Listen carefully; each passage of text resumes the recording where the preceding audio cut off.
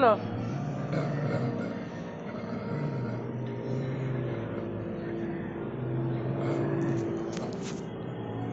বন্ধুরা, ভাত খাওয়ার জন্য দুইজনে কি করছে দেখো।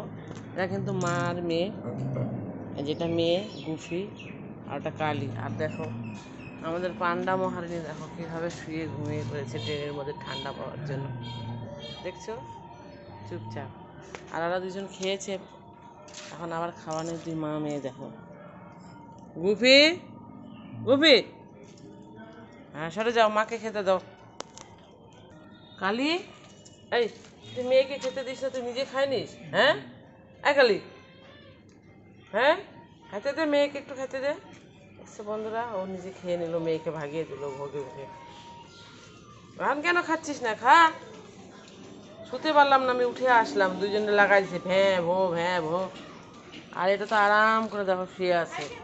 ওই যে গুফি আর আমি শুতে, কি মারামারি লাগবে নাকি? আবার আসলাম, মা মেয়ে পুরো ঝগড়া করতেছে। আর একে চলে আসলে এখন ও খাচ্ছে। গুফি, আমি শুতে গেলাম কিন্তু বলে দিলাম, যদি ভুগিস না এবার একদম চর মারি দেবো, একদম চর মারবো। শুতে দেয় না, শুতে দেয় না, শুতে দেয় না, দুষ্টু কোথাকার, শুতে দেয় না। যেই শুতে যাবো সেই চিল্লানো শুরু করে দেয়, ভো ভো ভো ভো শুরু করে দেয়। এখন আমাকে দেখাও, দেখো বকা দিচ্ছি তো, দেখো আমাদের গুফির অবস্থা দেখো, দেখছো নাটক করে দেখাচ্ছে। দেখতো পান্ডা তোর বুনু কত সুন্দর শুয়ে আছে, আর ও খালি ভুগতে থাকে, মাকে খাইতে দেয় না, কিছু দেয় না।